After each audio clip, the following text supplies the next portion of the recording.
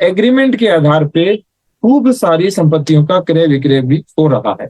तो जो कमेटी की रिपोर्ट है एसडीएम, सीओ और ईओ की, उन्होंने प्रथम दृष्टया संपत्ति क्रमांक संख्या 1 से 20 तक की सारी जो चौहद्दियां हैं, उन्होंने बताया है कि ये फर्जी प्रतीत होती है, और जो संलग्न वक्फनामा है उसके दस्तावेज भी फर्जी प्रतीत होते हैं। और सबसे बड़ी बात, इसके संबंध में आगे की कार्रवाई कप्तान साहब के माध्यम से हम करेंगे, और जो भी विधिक कार्रवाई और वैधानिक कार्रवाई होगी वो की जाएगी। जो अभी तक के जो कागजात हैं उनका परिशीलन करने पे तो ये पाया जाता है कि जिस कोतवाली में आप बैठे हैं ये भी जो 1905 या 1906 में बनी है, ये भी एक वक्फ प्रॉपर्टी है।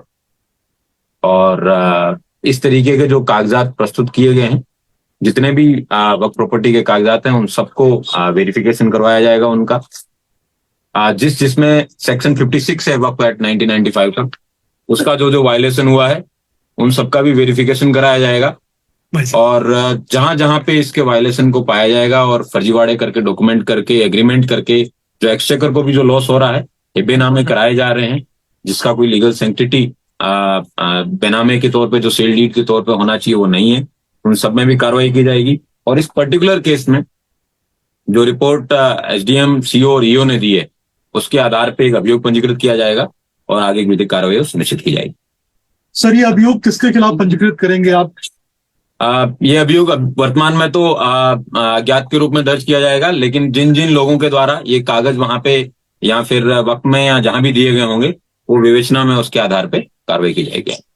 सर, जो कमेटी की रिपोर्ट बनी है उसमें क्या आया है? कितना पेरीमीटर, कितना एरिया को वक्फ की प्रॉपर्टी बताया गया है? और जो कल्की मंदिर है स्पेसिफिकली, क्या उसे भी वक्फ की श्रेणी में रखा गया है?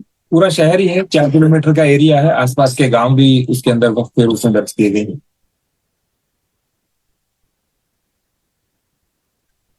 Thank you.